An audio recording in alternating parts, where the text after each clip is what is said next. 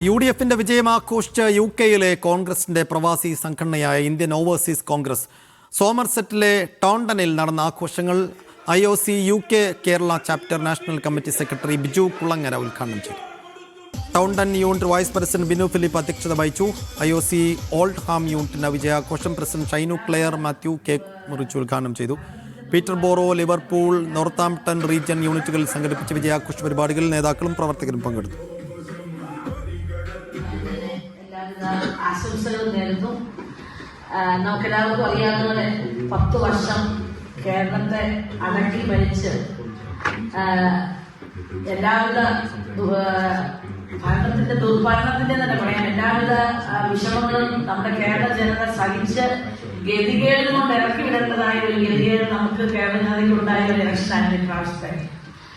അങ്ങനെ ഒരു ഇലക്ഷനെ നമ്മൾ അഭിമുഖീകരിച്ചപ്പോൾ നമ്മുടെ ഈ UDF ടീമിന്റെ ഒരു തൂക്കായ ഒരു ഒറ്റക്കെട്ടായ ഒരു പ്രവർത്തനവും നമ്മുടെ നേതാക്കന്മാരുടെ ഹാർഡ് വർക്കും നമ്മുടെ പ്രവർത്തകരുടെ സപ്പോർട്ടും എല്ലാം കൂടി ആയപ്പോഴത്തേക്കും നമുക്കറിയാം, നമ്മളാരും ഒരുപക്ഷെ നമ്മുടെ പ്രതിപക്ഷ നേതാവ് പറഞ്ഞത്